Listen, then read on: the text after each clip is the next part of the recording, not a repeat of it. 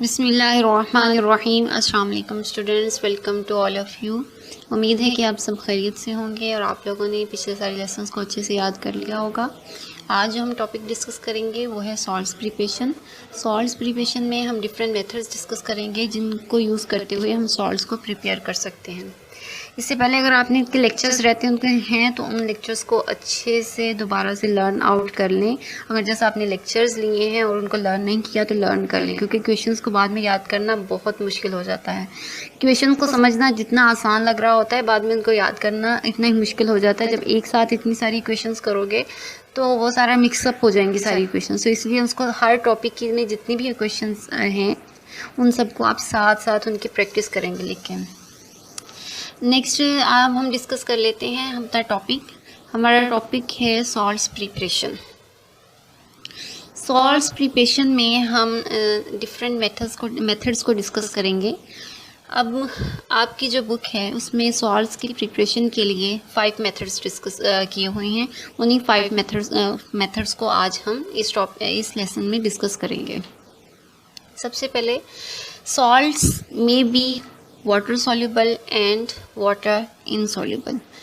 जो सॉल्ट्स होते हैं वो वाटर सॉल्युबल भी हो सकते हैं और इनसॉल्युबल भी हो सकते हैं। इसी बेस पे आपकी बुक में 5 मेथड्स डिस्कस किए हुए हैं, जिसमें से 4 मेथड्स वो हैं जो सॉल्युबल सॉल्ट्स की प्रिपरेशन के लिए यूज़ करते हैं और एक मेथड डिस्कस किया हुआ है इनसॉल्युबल सॉल्ट्स के लिए। नेक्स्ट है general methods for the preparation of salts. इसमें हम फर्स्ट डिस्कस कर लेते हैं पहले preparation of soluble salts. Preparation of soluble salts में हम 4 डिफरेंट मेथड्स को डिस्कस करेंगे, जिनको यूज़ करते हुए हम सॉल्युबल सॉल्ट्स को प्रिपेयर करेंगे। उन मेथड्स के नेम देख लेते हैं, नेक्स्ट हम इसको डिटेल से डिस्कस करेंगे। प्रिपरेशन ऑफ सॉल्युबल सॉल्ट्स में जो आपका फर्स्ट मेथड है वो है by the reaction of an acid and metal. Second है by the reaction of an acid and a base, and the third one है by the reaction of an acid and metallic oxide, and the fourth one है by the reaction of an acid and a carbonate. अब इन तीनों में बल्कि 4 methods में एक चीज़ कॉमन है, एसिड एसिड एसिड एसिड। जैसे कि आप देख सकते हैं by the reaction, it means that जो रिएक्टेंट्स होंगे उसमें एसिड्स का होना ज़रूरी है। ये जो हम रिएक्टेंट्स इन 4 में यूज़ करेंगे इन 4 मेथड्स में, तो एक रिएक्टेंट उनमें एसिड होगा और जो सेकंड रिएक्टेंट है वो चेंज हो रहा है। उसमें पहला मेटल का ऑक्साइड है, देन बेस है, देन मेटेलिक ऑक्साइड है और देन कार्बोनेट है। ओके, नेक्स्ट है हमारा नेक्स्ट जो है वो है preparation of insoluble salts. Insoluble salts में हम एक ही मेथड को डिस्कस करेंगे, वो है by the solution of soluble salts. Means soluble salts के सॉल्यूशंस को मिक्सअप करने से हम किस तरह से इनसॉल्युबल सॉल्ट्स को प्रिपेयर करते हैं उनको डिस्कस करेंगे। ओके, सबसे पहले हम इन दोनों टर्म्स को समझ लेते हैं, सॉल्युबल सॉल्ट्स और इनसॉल्युबल सॉल्ट्स, क्योंकि अगर हमें ये समझ नहीं आएगी तो नेक्स्ट हम टॉपिक को समझ नहीं सकेंगे। तो सबसे पहले हम देख लेते हैं कि सॉल्युबल सॉल्ट्स किन सॉल्ट्स को हम सॉल्युबल सॉल्ट्स कहते हैं। जैसे कि NaCl है, कॉमन कुकिंग पर्पसेस के लिए हम घरों में भी यूज़ करते हैं। अगर हम इसको वाटर में एडअप करें तो ये कम्प्लीटली सॉल्युबल हो जाता है और सॉल्युबल होने के बाद ये एक क्लियर सोल्यूशन देता है। मीन्स इसमें ये नहीं होता है कि सॉल्ट नीचे वाटर में बैठ जाए या हल ही ना हो, तो इसे क्या कहते हैं, सॉल्युबल। नेक्स्ट है जी इनसॉल्युबल सॉल्ट, जैसे कि AgCl सिल्वर क्लोराइड। इसके अलावा मोस्टली कार्बोनेट्स भी होते हैं, कुछ सल्फेट्स भी होते हैं जो वाटर में सॉल्युबल नहीं होते। अब ये सोल्यूशन है वाटर का और उसमें डिज़ोल्व करना चाह रहे हैं सिल्वर क्लोराइड को। आप इसको मिक्स करें, स्टिर करें, जितना भी मिक्स करेंगे उसको स्टिर करेंगे। स्टिर करने के बाद जो भी सॉल्ट है वो मिक्सअप नहीं होता, वो वाटर में सॉल्युबल नहीं होता, वो नीचे बॉटम में बैठ जाता है। इसी तरह से डिफरेंट कार्बोनेट्स हैं कैल्शियम मैग्नीशियम के, वो भी वाटर में सॉल्युबल, मोस्टली जो कैल्शियम कार्बोनेट है हमारा लाइमस्टोन, वो भी वाटर में सॉल्युबल नहीं होता। तो ये डिफरेंट 2 सॉल्ट्स देख लिए। नेक्स्ट हम फर्स्ट पॉइंट इसको डिस्कस कर लेते हैं, प्रिपरेशन ऑफ सॉल्युबल सॉल्ट्स। सबसे पहले हम इसका मैकेनिज्म देख लेते हैं, means procedure. Soluble salts are often prepared in water, therefore they are recovered by evaporation और क्रिस्टलाइजेशन। जो सॉल्युबल सॉल्ट्स होते हैं इनको वाटर में प्रिपेयर किया जाता है, मीन्स दो जो रिएक्शन होते हैं उसमें वाटर प्रिपेयर होता है। इनको वाटर में प्रिपेयर क्यों किया जाता है, वो इसलिए कि नेक्स्ट में आप देखेंगे रिएक्शंस में कि वो सोल्यूशन फॉर्म में ही सॉल्ट्स प्रिपेयर होंगे वाटर के सोल्यूशन में। जब वो सोल्यूशन फॉर्म में सॉल्ट्स प्रिपेयर होंगे तो उनको फिर हम सेपरेट तो करवाना होगा, फिर उनको सेपरेट करवाने के लिए, ये रिकवर करवाने के लिए इन सॉल्ट्स को हम इवेपोरेशन या क्रिस्टलाइजेशन का प्रोसेस अडॉप्ट करेंगे। उसके नतीजे में क्या होगा कि हम इवेपोरेशन के ज़रिए उनको इवेपोरेट करवाएंगे, वाटर को इवेपोरेट करवा देंगे ताकि हमारे पास प्योर जो सॉल्ट्स है वो आ जाए। फर्स्ट जो पॉइंट है, फर्स्ट जो मेथड है उसको डिस्कस कर लेते हैं। By the reaction of an acid and a metal or direct displacement method. First जो हम डिस्कस करेंगे इसमें क्या है, हमने एक रिएक्शन करवाना है एक एसिड और एक मेटल के दरमियान, या इस मेथड का सेकंड नेम जो है वो डायरेक्ट डिस्प्लेसमेंट मेथड है। अब ये आपके इस फर्स्ट के हेडिंग से भी आपसे क्वेश्चन पूछा जा सकता है कि prepare salt in soluble salt bye the reaction of an acid और मेटल, या इनडायरेक्ट वे में आपसे ये भी पूछा जा सकता है एक्सप्लेन डायरेक्ट डिस्प्लेसमेंट मेथड। तो आपने दोनों तरह से इस क्वेश्चन को अटेम्प्ट करने के लिए इसका आंसर्स प्रिपेयर करने हैं। इनके आंसर्स दोनों के एक ही होंगे, लेकिन आपको पता होना चाहिए डायरेक्ट डिस्प्लेसमेंट मेथड भी यही है। अच्छा जी, इक्वेशन देख लेते हैं। एसिड, जैसे कि एसिड तो सब में ही इन्वॉल्व होगा, एसिड कौन सा इन्वॉल्व है इसमें, HCl हाइड्रोक्लोरिक एसिड, और मेटल कौन सी इन्वॉल्व है, मैग्नीशियम। तो जब इनका सॉल्ट्स प्रिपेयर करेंगे तो ये क्या बना देंगे, मैग्नीशियम क्लोराइड। जैसे मैग्नीशियम किसको रिप्लेस करेगी यहाँ, हाइड्रोजन को रिप्लेस करके मैग्नीशियम क्लोरीन के साथ अटैच होगी। लेकिन क्योंकि हमें पता है कि मैग्नीशियम के ऊपर +2 चार्ज होता है तो क्लोरीन के ऊपर -1 चार्ज होता है, तो एक मैग्नीशियम के लिए को सेटिस्फाई करने के लिए 2 क्लोराइड एटम्स रिक्वायर्ड होंगे, 2 क्लोरीन एटम्स रिक्वायर्ड होंगे। तो डेट्स वाई मैग्नीशियम फिर क्या बनाएगा, MgCl2 मैग्नीशियम क्लोराइड और साथ में H2O हाइड्रोजन गैस। नेक्स्ट हम इसको समझ लेते हैं इस रिएक्शन को। जैसे कि ये आपको दिखाया हुआ है, ये इसमें जस्ट 1 मिनट, ओके। ये है हाइड्रोक्लोरिक एसिड, मीन्स ये जो टेस्ट ट्यूब एक आपको नज़र आ रही है इसमें हाइड्रोक्लोरिक एसिड है और इसमें साथ में मैग्नीशियम मेटल है। जब मैग्नीशियम मेटल और हाइड्रोक्लोरिक एसिड को रिएक्ट करवाते हैं तो उसमें प्रोड्यूस होता है मैग्नीशियम क्लोराइड और हाइड्रोजन गैस। क्योंकि हाइड्रोजन गैसियस फॉर्म में होती है इसलिए हाइड्रोजन उस टेस्ट ट्यूब से इवेपोरेट हो जाती है, वहाँ से गैसियस स्टेट में होती है तो वहाँ से इवेपोरेट हो जाती है। अच्छा जी, वो किस तरह से इवेपोरेट होती है, इसका टेस्ट हम किस तरह से कर सकते हैं, इसको चेक किस तरह से कर सकते हैं कि हाइड्रोजन गैस इवेपोरेट हो रही है या नहीं हो रही, उसको भी हम चेक कर सकते हैं। अब किस तरह से चेक कर सकते हैं ये हम चेक कर लेते हैं। मीन्स टेस्ट करने के लिए पहले आप उस टेस्ट ट्यूब को क्लोज रखेंगे ताकि वो इवेपोरेट ना हो जाए। जब आप टेस्ट करना चाहें तो आप क्या करेंगे, एक मैच स्टिक को पास लेके आएंगे, जलती हुई मैच स्टिक को पास लेके आएंगे तो ये स्टिक क्या हो जाएगी, बुझ जाएगी। क्यों? क्योंकि ऑक्सीजन वहाँ पे, हाइड्रोजन गैस ज़्यादा होगी, ऑक्सीजन वहाँ पे कम होगी उस एरिया में। नेक्स्ट हम इसको एक और प्लीज़ का देख सकते हैं कि ये किस तरह से प्रोड्यूस होती है। ये आप देख रहे हैं HCl, जिसको उसने फ्लास्क में डाला है HCl को। जब HCl को फ्लास्क में डाल दिया, अब इसमें पहले से ही जिंक मेटल मौजूद थी। ये जो फ्लास्क थी, फ्लास्क में जिंक मेटल पहले से मौजूद थी, अब उसमें डाला है HCl को। यहाँ हम यही पढ़ रहे हैं ना, एसिड एंड एन मेटल। यहाँ पे मैग्नीशियम मेटल थी, लेकिन यहाँ पे जो इसने पहले से ही फ्लास्क में मौजूद थी वो जिंक मेटल मौजूद थी। अब उसमें क्या डाल दिया, उस जिंक मेटल की मौजूदगी में डाल दिया HCl। जब HCl उसमें डाल दिया, अब दोनों का रिएक्शन होगा तो Zn जो है वो जो HCl के साथ H है उसको रिप्लेस करके ZnCl2 बनाएगा। Zn के ऊपर +2 चार्ज होता है इसलिए 2 क्लोराइड एटम्स रिक्वायर होंगे। अब हाइड्रोजन गैस वहाँ से होगी इवेपोरेट। अब हाइड्रोजन गैस कैसे इवेपोरेट होगी उसको आप टेस्ट इस तरह से इस बैलून की हेल्प से भी कर सकते हैं। और मोस्टली जितनी जो ऐसे बैलून्स होते हैं वो उनमें हाइड्रोजन गैस और हीलियम गैस ही भरी होती है, तो इनको आप चेक कर सकते हैं इस तरह से कि हाइड्रोजन गैस आपके रिएक्शन में प्रोड्यूस हो रही है या नहीं हो रही। ओके, इसी का सेकंड जो मेथड है वो हम डिस्कस कर लेते हैं सॉल्युबल सॉल्ट्स का। By the reaction of an acid and a base or neutralization method. इसमें हम एसिड और बेस को यूज़ कर रहे हैं और इस मेथड को न्यूट्रलाइजेशन मेथड भी कहते हैं। मीन्स अगर हम एक एसिड है और एक बेस है, उन दोनों के मिक्सचर को कंबाइन करते हैं तो एसिड और बेस दोनों एक दूसरे के जो पावर्स होंगी उनको नलीफाई करेंगे, उनको न्यूट्रलाइज करेंगे एक दूसरे को, तो इसलिए इस मेथड को न्यूट्रलाइजेशन मेथड भी कहते हैं। ओके, हम इसके इक्वेशन देख लेते हैं। जैसे HCl एसिड है, NaOH एक बेस है। अब इसमें रिएक्शन किस तरह से होगा, जो HCl है इसका जो पॉजिटिव पार्ट है अब NaOH की किस पार्ट के साथ अटैच होगा, OH के साथ, क्योंकि OH पे नेगेटिव चार्ज होता है। H और OH मिलके क्या बना देंगे, वाटर, H2O। और Cl क्लोराइड और Na आपस में मिलके क्या बना देंगे, NaCl, table salt, cooking salt हम यूज़ करते हैं, NaCl। अच्छा जी, अब हमें इसके मेथड को भी समझ लेते हैं। जैसे कि आपको दिखाया हुआ है, एक वीडियो दिखाई है, इस वीडियो में देखें कि फर्स्ट ऑफ ऑल हमने क्या लिया है, एक बीकर में हमने लिया है HCl, एक बीकर में हमने HCl लिया है और सेकंड बीकर में हमने लिया है सोडियम हाइड्रोक्साइड NaOH। दोनों की क्वांटिटीज़ आप देख सकते हैं, दोनों इक्वल हैं।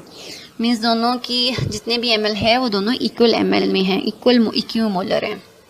अब उसमें हमने क्या डाल दिया है, एक यूनिवर्सल इंडिकेटर डाल दिया है ताकि हम टेस्ट कर सकें कि वाकई ही एक दूसरे को के जो पावर्स हैं उसको नलीफाई करते हैं, या रिएक्शन प्रोसीड करता है या नहीं करता। अब दोनों देखें, पहले दोनों कलरलेस हैं, जैसे हम इंडिकेटर डाल रहे हैं तो एसिड होने की वजह से एसिड वाला जो बीकर है वो क्या शो कर रहा है, रेड कलर। और जैसे ही हम इंडिकेटर, यूनिवर्सल इंडिकेटर्स के बारे में हम पहले पढ़ चुके हैं। जैसे हमने यूनिवर्सल इंडिकेटर को जो सेकंड हमारा बीकर है उसमें डालेंगे तो उसको क्या कलर शो करना चाहिए, ब्लू कलर, ब्लू पर्पल सा कलर। मीन्स ये पर्पल ब्लू सारे किस शेड किस में आते हैं, हमारे बेसिक सॉल्यूशंस के लिए होते हैं।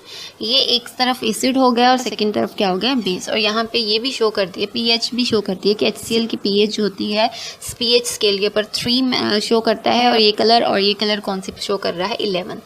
अब नेक्स्ट हमने क्या करना है, इन दोनों मिक्सचर्स को कर देना है कंबाइन। जैसे ही इन दोनों मिक्सचर्स को कंबाइन किया तो जो इंडिकेटर था, यूनिवर्सल इंडिकेटर था, उसने इंडिकेट किया, मीन्स कलर चेंज हो गया, ना रेड रहा ना ही ब्लू रहा। तो इट मीन्स कि अब ये जो सोल्यूशन है ना ही तो एसिडिक है और ना ही बेसिक है।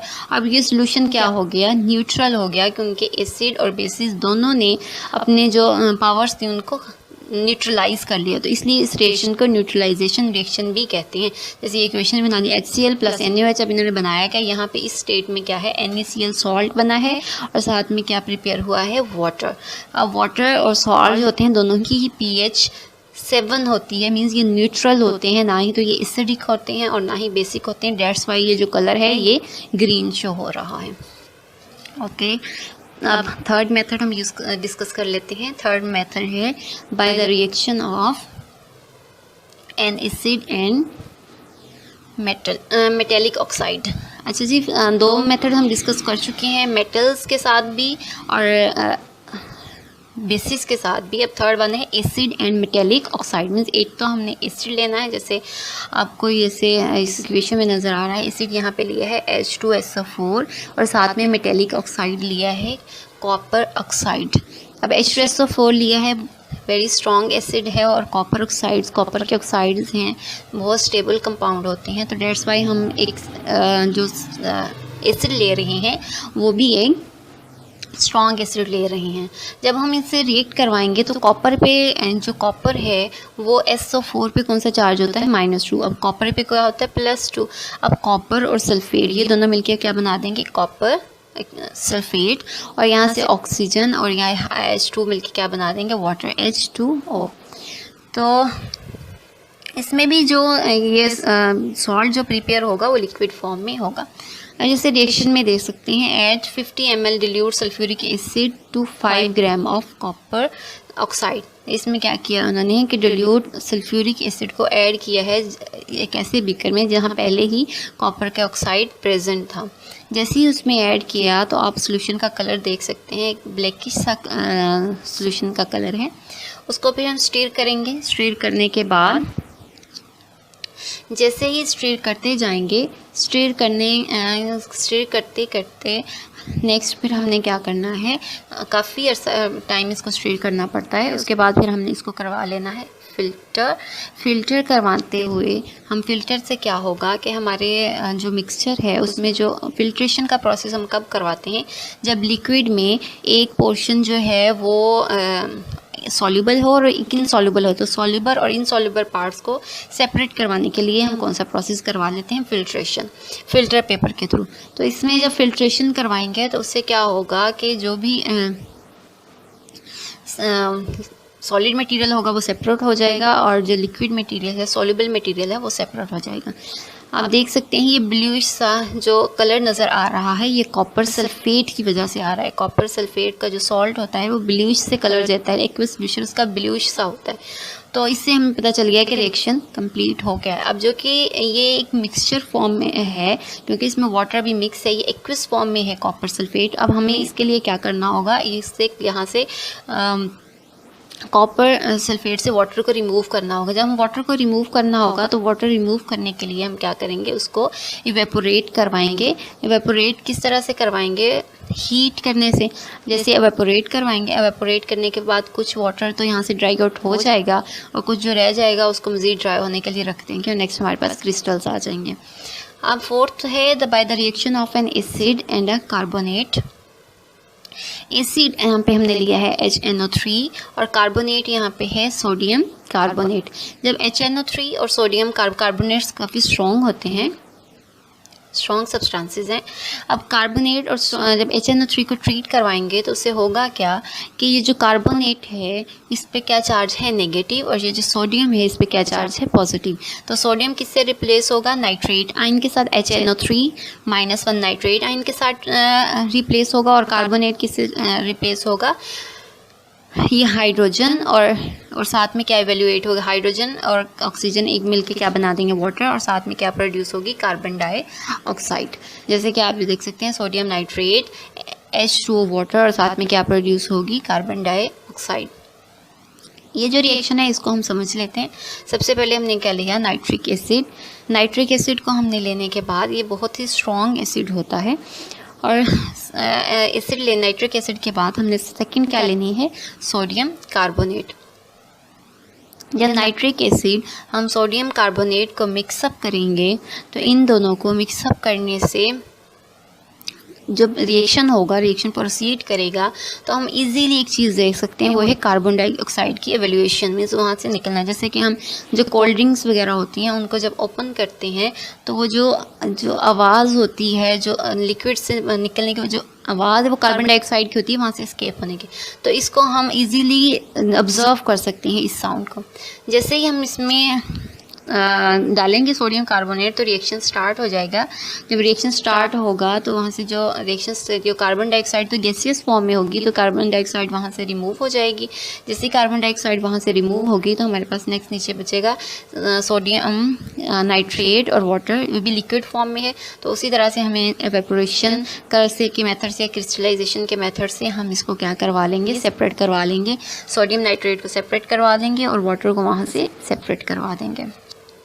ओके, नेक्स्ट हमारा है preparation of insoluble salts. Preparation of insoluble salts में हमने क्या करना है कि जो मेथड यूज़ करना है वो है by the solution of soluble salts. इस मेथड में करते क्या है कि दो सॉल्यूशंस लेते हैं सॉल्युबल सॉल्ट्स के ही, मीन दोनों सॉल्ट्स के ही सॉल्यूशन होते हैं। उनको जैसे ही मिक्सअप करते हैं तो उनके मिक्सअप करने से उनके जो आयनिक रेडिकल्स होते हैं, मीन जो पॉजिटिव और नेगेटिव चार्जेस जो एक सॉल्ट में होते हैं वो दोनों रिप्लेस हो जाते हैं दोनों सॉल्ट्स के आपस में। तो इसी मेथड को यूज़ करते हुए हम दो डिफरेंट सॉल्ट्स प्रोड्यूस करवाते हैं। उनमें से एक सॉल्ट तो ऐसा होता है जो वाटर में सॉल्युबल होता है, सेकंड जो वाटर में इनसॉल्युबल होता है। तो इस तरह से हम उसको फ़िल्टर करवाने से सॉल्युबल और इनसॉल्युबल को आपस में सेपरेट करवा लेते हैं। इस तरह से हम एक डिफरेंट सॉल्ट हमारे पास प्रिपेयर हो जाता है। जैसे ये है सोडियम कार्बोनेट और इसको हम ट्रीट करवाते हैं कॉपर सल्फेट के साथ, हमारे पास क्या बनता है कॉपर कार्बोनेट और सोडियम सल्फेट। अब देखिए कार्बोनेट किसके साथ मिल गया, कॉपर के साथ, तो इसने क्या बना दिया कॉपर कार्बोनेट, और ये जो सल्फेट है ये किसके साथ मिल गया सोडियम के साथ, तो इसने क्या बना दिया सोडियम सल्फेट। तो इस तरह से ये सॉल्ट्स में हुआ क्या, दोनों एक्वस सॉल्यूशन थे, इन दोनों को मिक्सअप करने से इनके आयनिक जो रेडिकल्स थे वो आपस में क्या हो गए एक्सचेंज। अब एक्सचेंज होने के बाद ये दोनों बने तो सॉल्ट्स ही हैं, लेकिन इनमें से एक सॉल्ट जो कॉपर कार्बोनेट है वो एक ऐसा सॉल्ट है जो वाटर में सॉल्युबल नहीं होता, तो डेट्स वाई जो वाटर में सॉल्युबल नहीं है तो वो सॉलिड फॉर्म में नीचे वाटर में बैठ जाएगा, नीचे वाटर में प्रेजेंट होगा, और एक सॉल्ट जो होगा वो एक्वस सॉल्यूशन में होगा उसके वाटर के। तो इस तरह से हम फिल्ट्रेशन के मेथड से इन दोनों सॉल्ट्स को सेपरेट करवा लेंगे। इस तरह से ये मेथड है, जैसे कि आपको ये दिखाए हुए हैं। एक में है, एक में AgNO3 का सॉल्यूशन है और एक में सोडियम क्लोराइड एक्वस फॉर्म में है। ये एक और मेथड है, इसमें सोडियम क्लोराइड एक्वस फॉर्म में है, ये भी एक सॉल्ट है सोडियम क्लोराइड। AgNO3 भी एक सॉल्ट है जो एक्वस फॉर्म में है। इन दोनों को अगर हम कंबाइन कर दें तो नेक्स्ट क्या होता है इसको हम देख लेते हैं। ये दोनों सॉल्यूशंस हैं, मीन सॉल्ट्स के ही सॉल्यूशंस हैं। इन दोनों को जैसे ही हम कंबाइन करेंगे, इन दोनों को कंबाइन करने से क्या होगा कि जैसे ही when NaCl is added to AgNO3 white precipitates AgCl form. अब देखिए हमने दोनों सॉल्ट्स लिए NaCl और AgNO3, जैसे ही हमने इनको मिक्सअप किया तो हमारे पास एक सेकंड सॉल्ट, क्योंकि Ag ने अब किसके साथ जाना है सोडियम क्लोराइड के Cl पोर्शन के साथ, क्लोराइड के साथ, तो Ag जैसे ही क्लोराइड पोर्शन के साथ जाता है तो वो AgCl बना देता है। हमने स्टार्ट ही वीडियो में ये देखा था कि जो AgCl होता है वो वाटर में सॉल्युबल नहीं होता। जब वाटर में सॉल्युबल नहीं होता तो वो क्या, उसको हम क्या करवा सकते हैं ईजिली सेपरेट करवा सकते हैं, प्रेसिपिटेट्स बन जाते हैं, क्लियर सोल्यूशन नहीं बनता इन दोनों को मिक्सअप करने से। आप इनकी इक्वेशन भी देख सकते हैं। ये दोनों इक्वेशंस हमने डिस्कस कर ली। ये AgNO3 और NaCl को तो हमने ब्रीफली देख भी लिया कि किस तरह से AgNO3 और NaCl को कंबाइन करने से AgCl बनता है सिल्वर क्लोराइड, जो कि वाटर में सॉल्युबल नहीं होता, और NaNO3 जो सेकंड सॉल्ट बनता है वो वाटर में सॉल्युबल होता है। जब सॉल्युबल इनसॉल्युबल पार्टिकल्स इन्वॉल्व हैं तो उनको हम सेपरेट करवा लेंगे फिल्ट्रेशन से। अब हम ये जो सोडियम कार्बोनेट और कॉपर सल्फेट, सोडियम कार्बोनेट जो कॉपर सल्फेट का है, इसको हम डिस्कस कर लेते हैं ब्रीफ। इसकी वीडियो देख लेते हैं कि ये किस तरह से रिएक्ट करते हैं। सबसे पहले इस वीडियो को हम देख लेते हैं। सबसे पहले ये है कॉपर सल्फेट। अभी हमने पीछे भी एक रिएक्शन पढ़ा था जिसमें मैंने आपको बताया था कि जो कॉपर सल्फेट होता है इसका ब्लूइश सा कलर होता है। तो जैसे हम वाटर का इसमें कॉपर सल्फेट लेंगे, उसका वाटर में क्या बना लेंगे सोल्यूशन। जैसे ही वाटर में सोल्यूशन बना लेंगे, अगर आपको याद हो अभी हमने जो वीडियो देखी थी जिसमें एवापोरेट भी करवाया था नेक्स्ट सॉल्ट्स को, तो उसमें भी हमने यही देखा था क्या बन रहा था कॉपर सल्फेट। अब जैसे हम इसका वाटर का सोल्यूशन चाहिए, हमें सोल्यूशन फॉर्म में दोनों का एक्वस, तो इसलिए हमने सोल्यूशन बना लिया। अब सेकंड हमने सोडियम कार्बोनेट का भी हमने किस फॉर्म में बना लिया, सोल्यूशन की फॉर्म में दोनों का बना लिया। अब दोनों की जब सोल्यूशन बना लिया, अब हमने इनको क्या करना है मिक्सअप। जैसे ही हमने इनको मिक्सअप करेंगे तो आप देख सकते हैं कि इसमें जैसे रिएक्शन प्रोसीड होगा तो कोई पार्टिकल्स ऐसे हैं जो क्या हो रहे हैं नीचे बॉटम में प्रेसिपिटेट्स बन रहे हैं। जो प्रेसिपिटेट बन रहे हैं इट मीन्स कि कोई चीज़ वाटर में इनसॉल्युबल है। तो इट मीन्स जैसे ही हम इनको मिक्सअप करेंगे तो ये इस तरह से एक जो सॉल्ट बनेगा वो वाटर में सॉल्युबल होगा, और जो सेकंड सॉल्ट कॉपर का, क्योंकि इसमें दो ही सॉल्ट बन सकते हैं ना, सल्फेट का बनना है sodium sulphate, sodium sulphate water में सॉल्युबल है, और सेकंड बनना है copper carbonate, copper carbonate water में, कार्बोनेट्स वाटर में सॉल्युबल नहीं होते मोस्टली, तो इसलिए जो ये है ये कहाँ क्या होगा नीचे प्रेसिपिटेट्स के सूरत में अकमलेट हो जाएगा। तो इस तरह से हम फिल्ट्रेशन के प्रोसेस को यूज़ करते हुए इनको सेपरेट भी करवा सकते हैं। ठीक है, उम्मीद है कि आप लोगों को लेक्चर अच्छे से समझ आया होगा। जैसे आपको लग रहा होगा कि क्वेश्चंस बहुत आसान है, हम कर लेंगे, ये समझ भी आ गई हैं, और नहीं भी समझ आई तो आप क्वेश्चन राइज कर सकती हैं, बुक में उसमें ग्रुप में पूछ सकती हैं, कमेंट कर सकती हैं।